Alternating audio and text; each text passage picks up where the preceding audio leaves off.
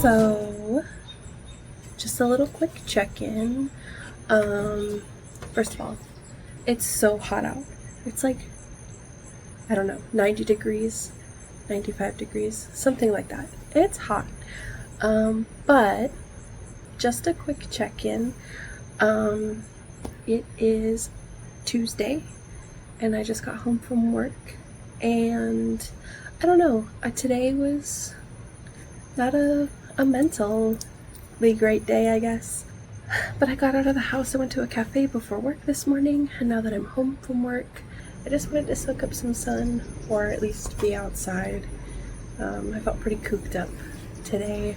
Where I work, I don't really have a window to look out, so I don't get to see the daylight. So I figured it'd be nice to sit outside for a little bit. I have a little glass of wine and reading this, and yeah, that's pretty much it. I'm gonna see how long I last sitting outside and drink some wine and read a book. And yeah, I'm looking ahead, looking out for someone like you. Maybe someday when I've grown older, I can see it all clear from above. Looking back on it all, maybe I can see what was broken. good morning, Saguli. I hope you're doing well. I didn't finish the book last night. We ended up, my husband and I, we ended up ordering way too much Chinese food and watched YouTube videos until he went to work. And I tried to read a little bit more, but I only got about halfway, so I'm gonna probably finish it today. We'll see.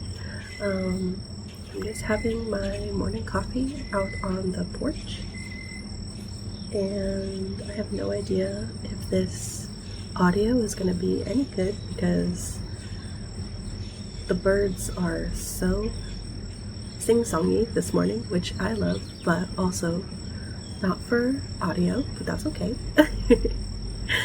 And yeah, so I'm going to drink my coffee and do a little bit of journaling, and then I'm going to read. But it's a lonely calling. Yeah, it's a lonely calling.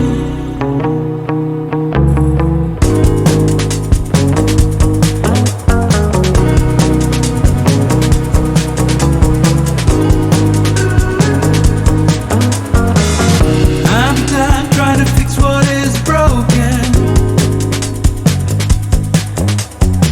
'cause my time is running out in the set. Ooh, I'm just a human in motion. Yeah, I'm looking ahead, looking out for someone like you.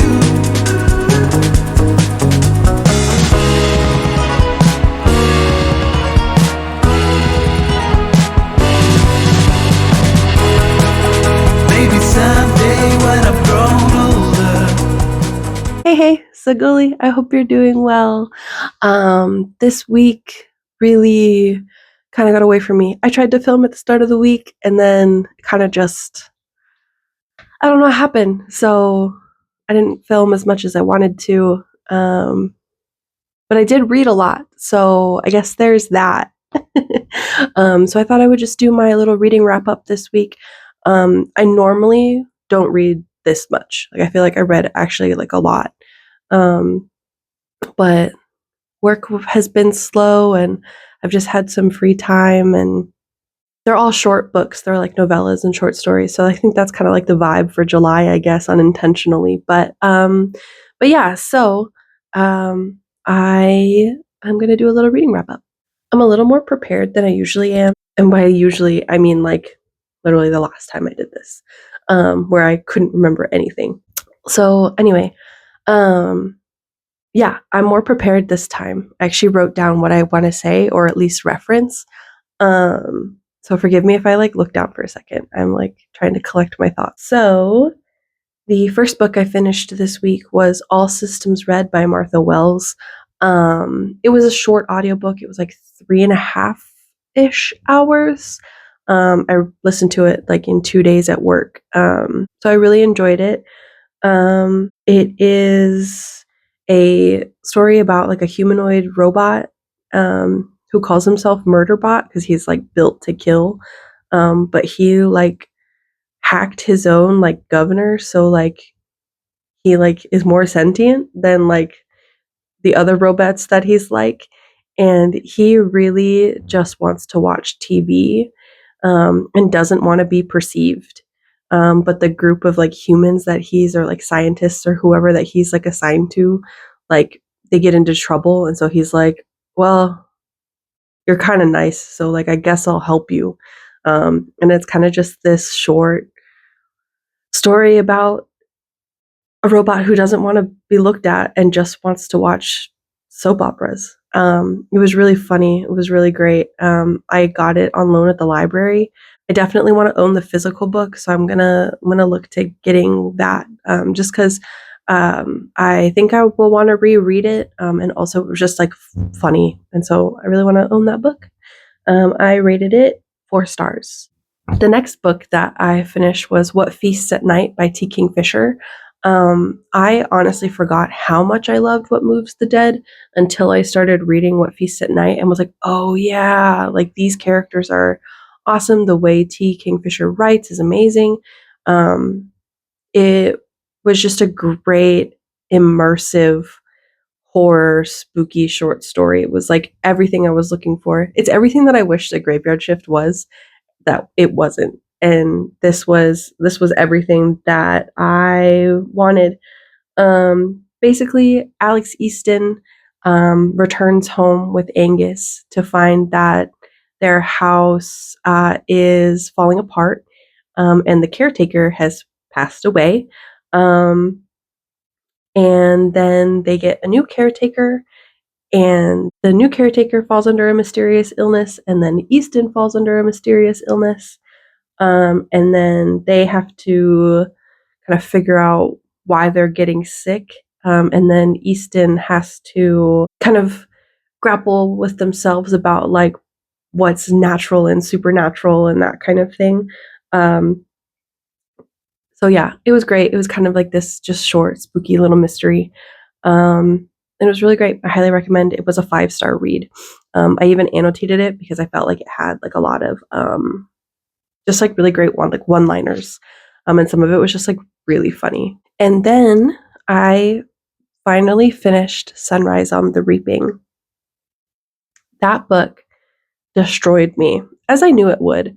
I think it was my favorite Hunger Games book. I've heard a lot of kind of critique about it online, just like the pacing was off, or you know, didn't get to like know some of the characters, and like a lot of stuff happened at the end. And ultimately for me, from what I can like remember, I didn't do a reread of the other Hunger Games books before I read this one. But from what I can remember, I feel like they all kind of did that, where like the lead up was long, the games were pretty like blink and they're over, and then, you know, having to deal with the aftermath. So for me, it felt very much set up like the rest of the Hunger Games books did. And I don't know, Haymitch was such a lovable character, which I think makes it all the more sad that he had such a tragic backstory. Because obviously, like, you know how it ends. Like, Haymitch, like in the Hunger Games books, was like a sad victor, and you know, lived alone and loved no one and was a drunk. And so like obviously like those types of things, like bad things would have had to happen to like lead up to that.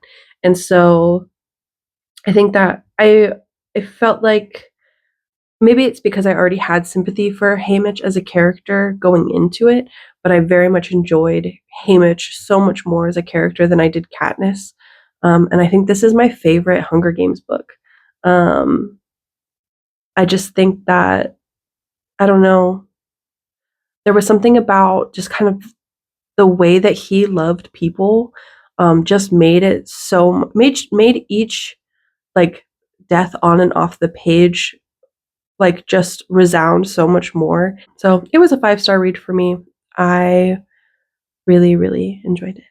And then I was keeping the sad train going, apparently. I got approved for an arc on NetGalley by 713 Books. So thanks for the arc. It is called The Morgue Keeper by Ruyan Meng. This novella takes place in China in the 60s.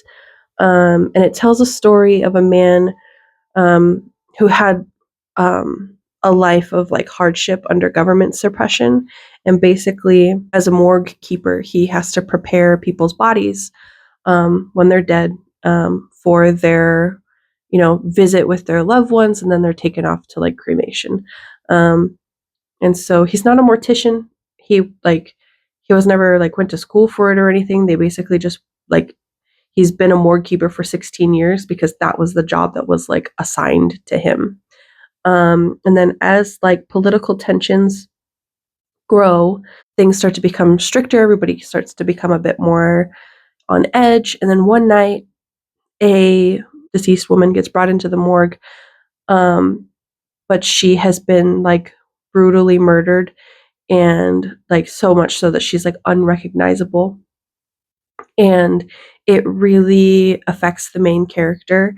He can't like let it go, and he can't bring himself to like clean her as well as he could anybody else because he's just so sad and overtaken, and the fact that nobody comes to find her um makes it all so much more sad to him, that no one's coming to claim this poor girl who was like brutally murdered, and her death kind of like haunts him through the rest of the story, where then he's taken to like a kind of like concentration camp area, and he himself kind of goes through this really brutal governmental abuse, well, physical abuse, like by like government officials, for something that his parents did 16 years ago, um, and kind of just like ruins his life.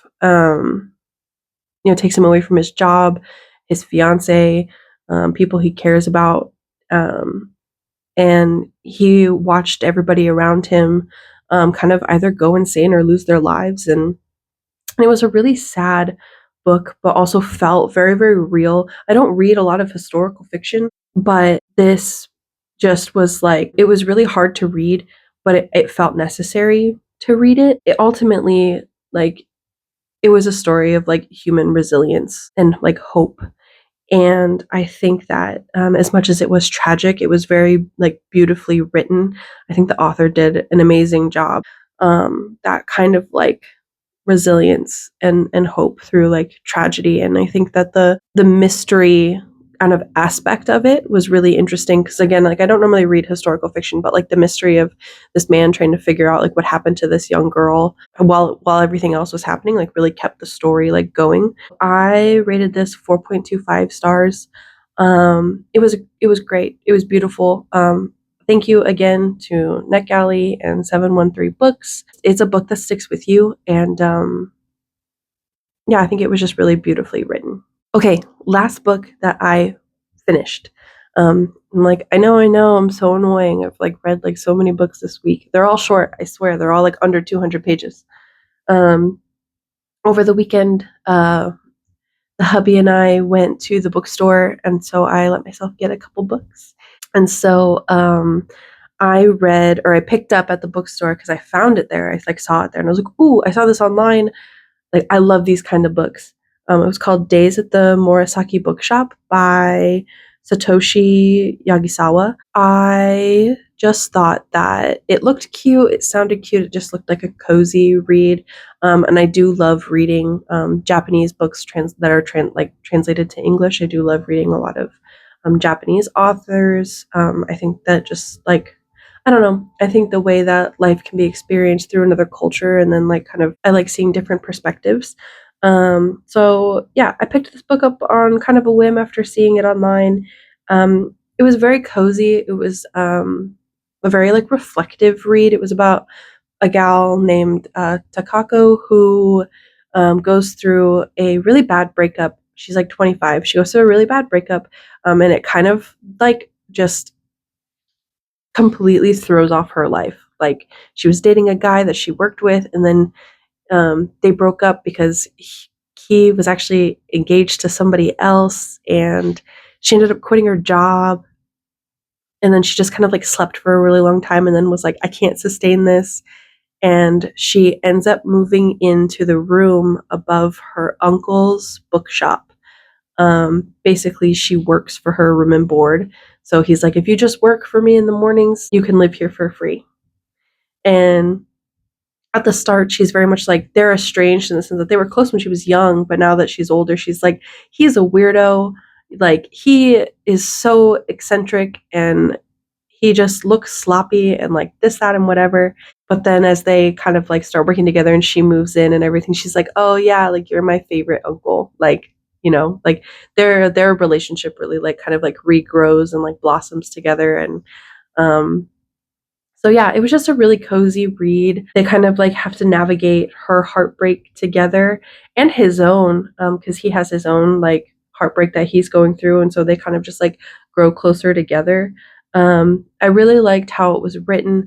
I did read this in one sitting. I rated this 4.25, mostly because did really enjoy it, and I almost was like, it's a 5-star read. But there were times where, like, while the problems were like relatable, and the characters like emotions were like relatable, it was a bit frustrating because like I wasn't always completely satisfied with like the resolution, which I think is like part of the point.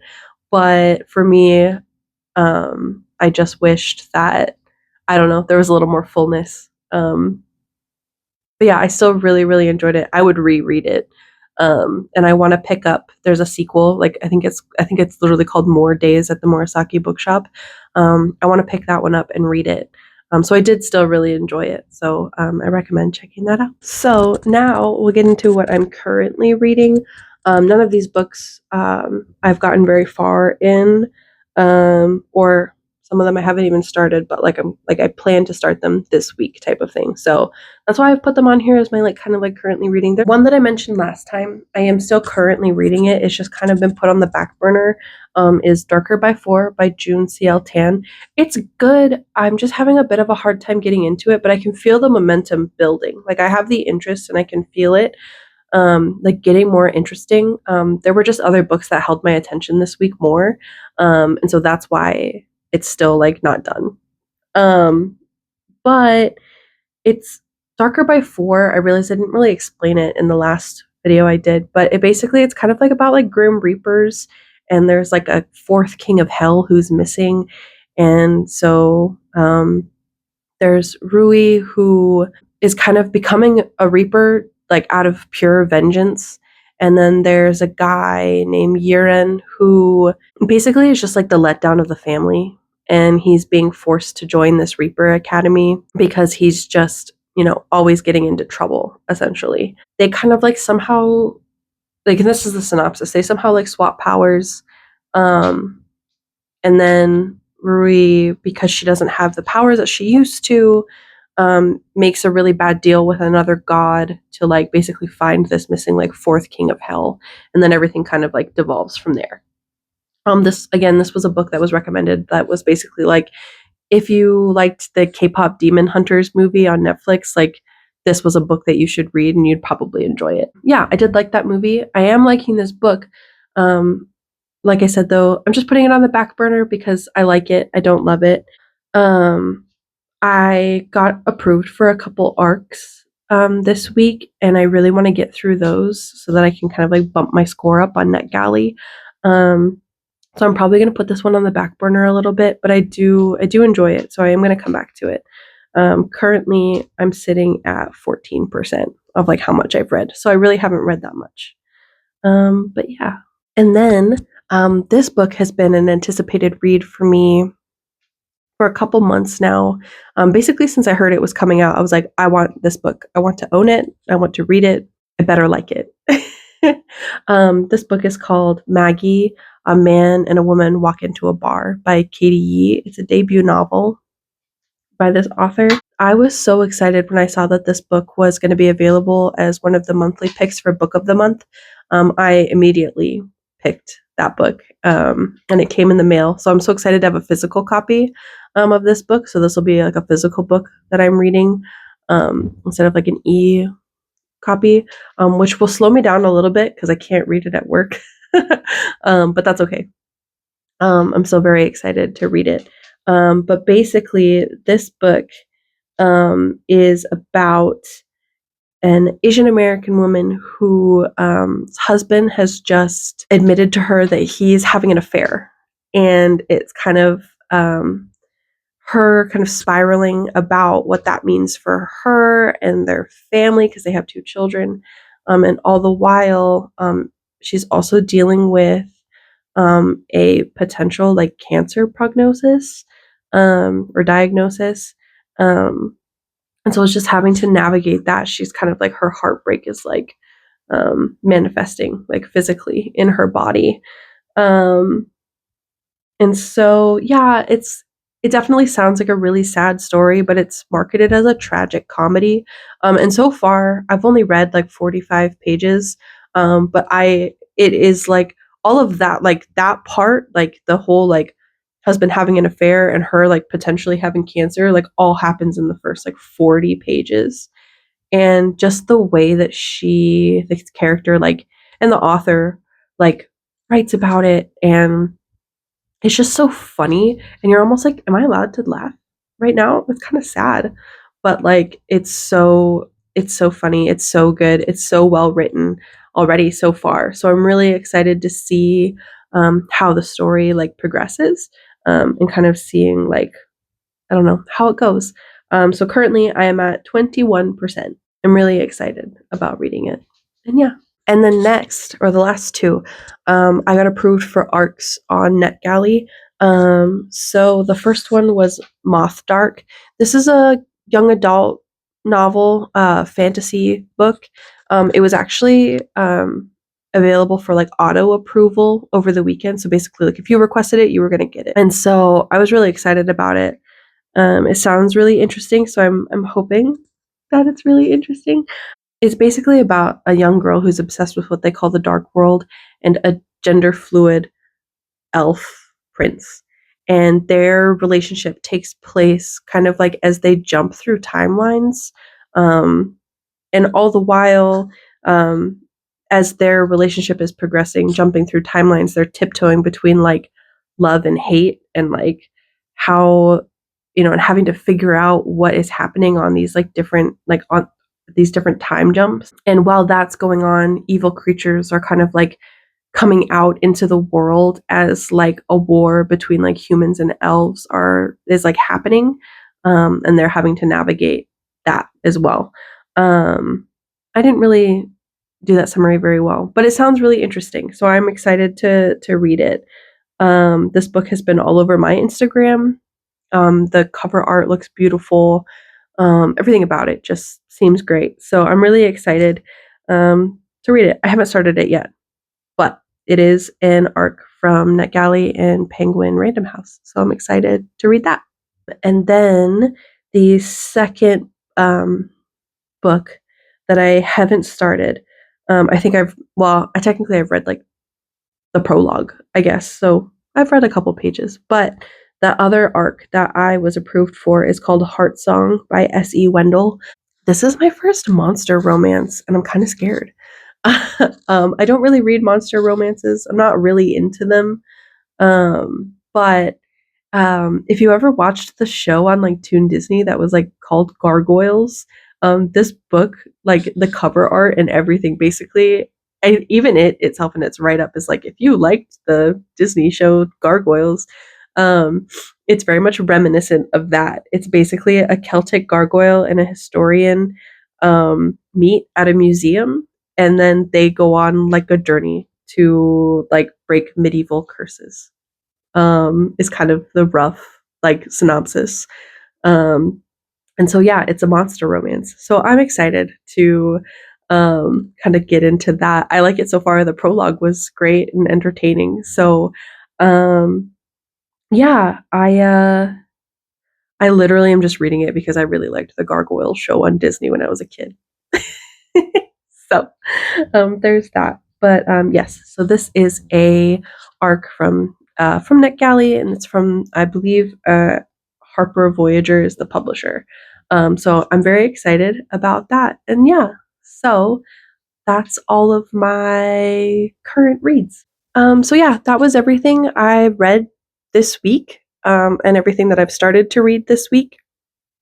And yeah, I'll keep you updated on what I finish, and if I start anything else, and I'll let you know how it goes. So yeah, I hope you have a good week.